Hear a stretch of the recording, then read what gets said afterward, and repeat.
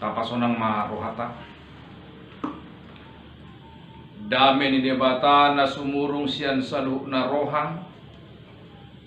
Ima na mga ramoti ate-ate. Roha ng pikiran mo nabi. Di bagasan Kristus Jesus tuhatay. Amen. Hamu kadongan na hinahulongan di bagasan guari tuhata Jesus Kristus.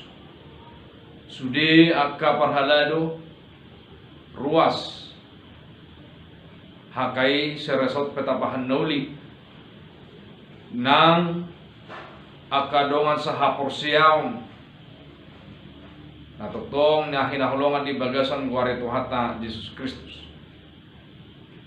Tabigima barita noli di mingguta sa darion ima parningotan manang pesta hasasaur nito di Porbadia Minggu Pentakosta ima natarsurat di buku ni panurirang Yesaya bidu ono pelutolu ayat 10 sada sahat rodi ayat 14. Yesaya pasal 63 ayat 11 sampai dengan ayat yang ke-14. Demikian firman Tuhan. Lalu teringatlah mereka kepada zaman dahulu kala, zaman Musa hambanya itu. Di manakah dia yang membawa mereka naik dari laut bersama-sama dengan penggembala kambing dombanya? Di manakah dia yang menaruh Roh Kudusnya dalam hati mereka? Yang dengan tangannya yang agung menyertai Musa di sebelah kanan, yang membelah air di depan mereka untuk membuat nama abadi baginya, yang menuntun mereka melintasi samudra raya seperti kuda melintasi padang gurun. Mereka tidak pernah tersandung seperti ternak yang turun ke dalam lembah.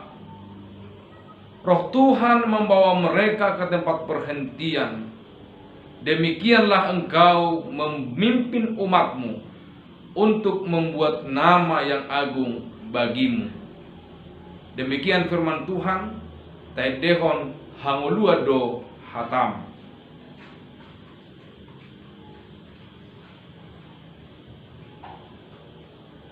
Shalom bagi kita semua. Selamat hari Minggu Marihita Saluhna. Selamat hari Pentakosta.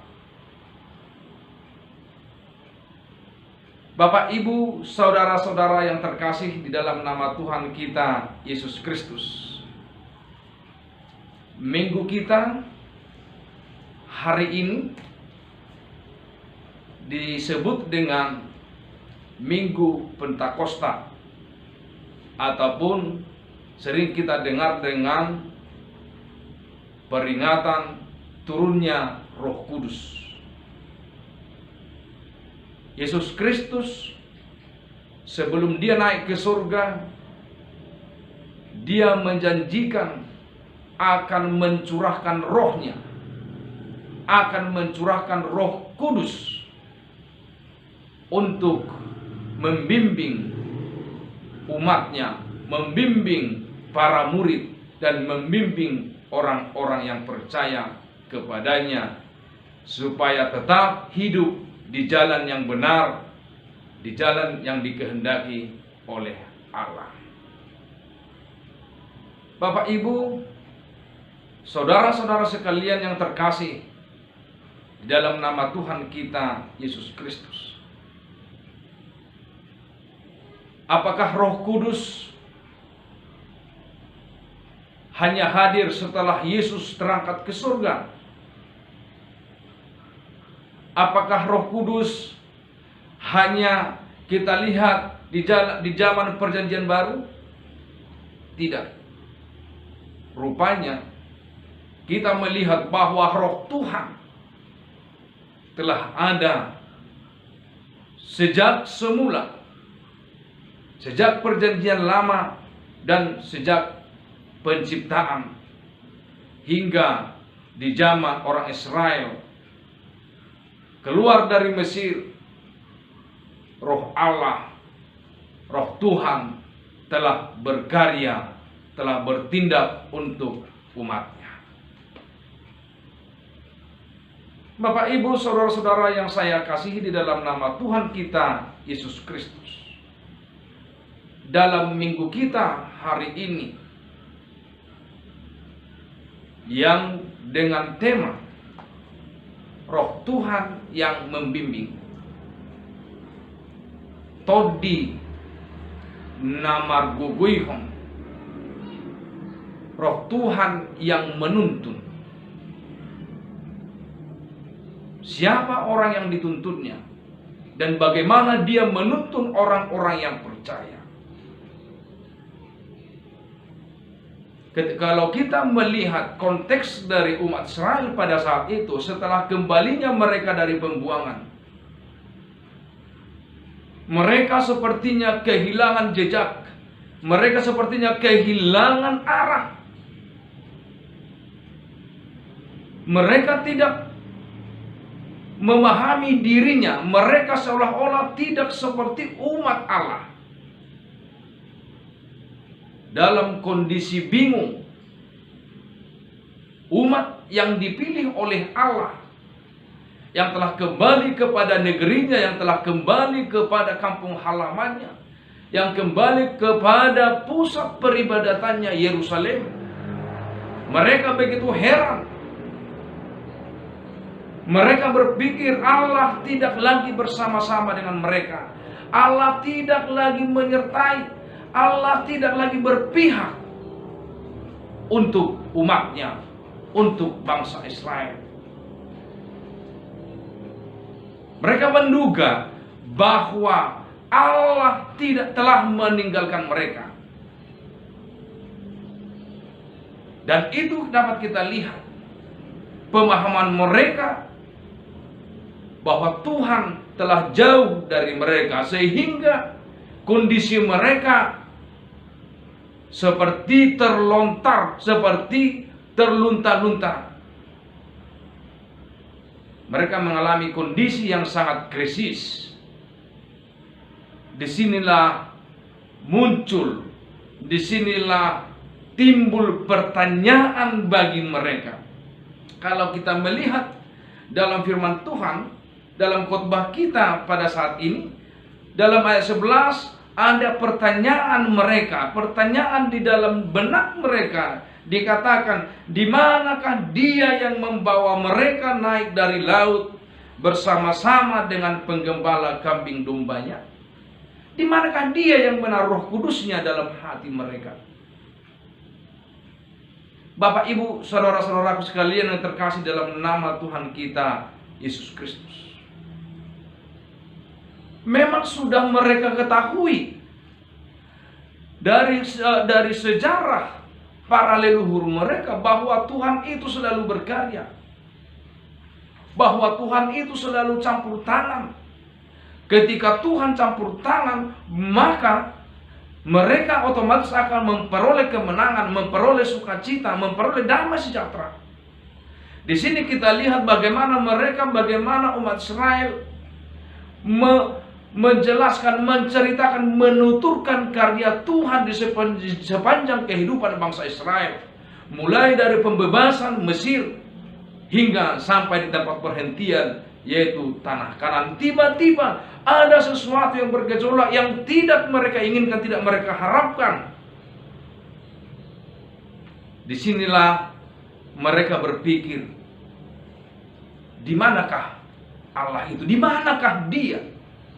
Bukan hanya Allah yang mereka pertanyakan, tetapi juga Rohnya, Roh Allah yang menyertai, yang menuntun, yang membimbing umat itu sudah tidak ada lagi. Sehingga mereka, di manakah itu semua? Bapak, Ibu, saudara-saudara sekalian yang dikasihi oleh Tuhan kita Yesus Kristus, dikatakan Allah menuntun mereka membelah air supaya umat Israel bisa lepas dari Mesir, supaya Israel dapat keluar dari Mesir. di dalam perjalanannya, dimanapun umat itu berjalan, Roh Tuhan membawa mereka, Roh Tuhan yang membimbing mereka. Tuhan memimpin mereka sehingga Allah dipermuliakan. Tetapi karena umat itu selalu memberontak, tetapi karena umat itu selalu melanggar kehendak Allah, maka Allah berperang melawan mereka. Allah tidak membela mereka. Allah tidak berpihak kepada kejahatan mereka. Allah justru menjadi lawan mereka, sehingga mereka bertanya, di manakah Allah itu? Ketika mereka telah tersesat, ketika mereka telah terdesak, mereka mencari di manakah Dia. Bapak, Ibu, saudara-saudara sekalian yang dikasihi oleh Tuhan kita Yesus Kristus, demikian juga dengan kehidupan kita saat ini. Mari kita melihat, mari kita memahami, dan mari kita menoleh ke belakang. Bagaimana kehidupan rohani kita saat ini? Bagaimana persekutuan kita dengan Allah? Apakah kita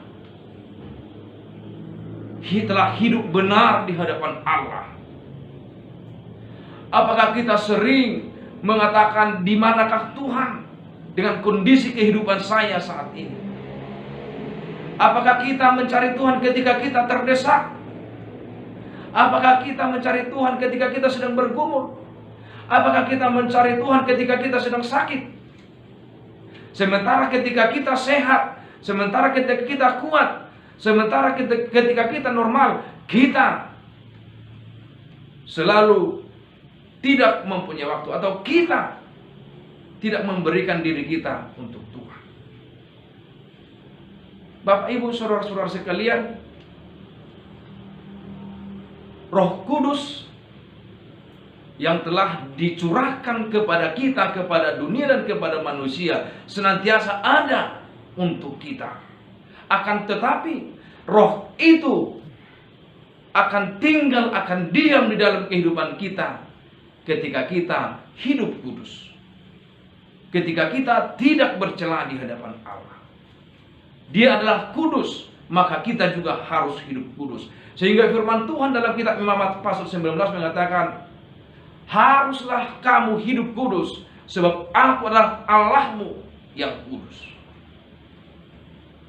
Jadi kekudusan hidup kita akan membuat Roh itu berdiam di dalam diri kita, sehingga Roh Kudus itu akan menuntun kita. Roh Kudus itu akan membimbing kita untuk melakukan hal yang benar, untuk berjalan di jalan yang benar. Percayalah Bapak, Ibu, saudara-saudara sekalian, kita tidak akan mampu berjalan di jalan yang benar, kita tidak mampu berbuat yang benar hanya dengan akal pikiran kita sendiri. Tetapi kebenaran akan dapat kita lakukan, kehendak Allah akan dapat kita lakukan ketika Roh Kudus menuntun dan menyertai kita. Maka Bapak, Ibu, saudara-saudara sekalian, jangan sekali-sekali mendukakan hati Roh Kudus.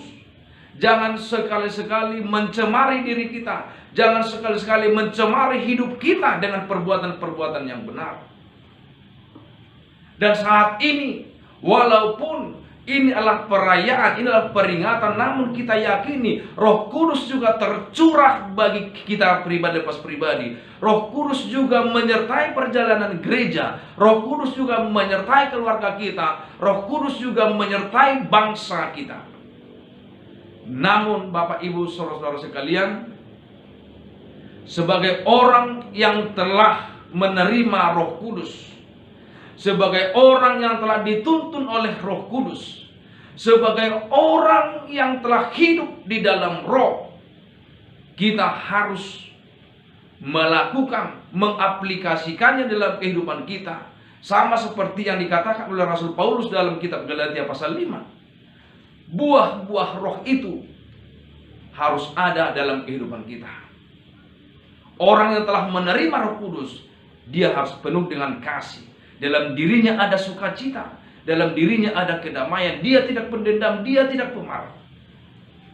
Itulah orang yang telah menerima Roh Kudus. Maka Bapak Ibu saudara-saudara sekalian, hiduplah dalam tuntunan Roh, supaya hidup kita benar, supaya hidup kita layak di hadapan Allah. Amin. Tedehon pasu-pasu hatame. Martang yang mahita. Mauliat yang badiho ale Tuhan. Di minggu sadarion. Uhamala teho kami do parningotan hasasaur ni todim to di porbadia. Nama nugi ho kami tu aka nadigan. Atong say bongoti mahami saluna. Tong payan to dimi di hamile Tuhan. Asa tarulahu kami nadigan hobar tulong moniruham. Pasu-pasu maswaluhuk na ale Tuhan sa akar wasmu aka parhalaru ni huriam nang aka dongan nami saha porsiam. Marhite-hite guarna nakmu Yesus Kristus jalo matang yang nami. Amin.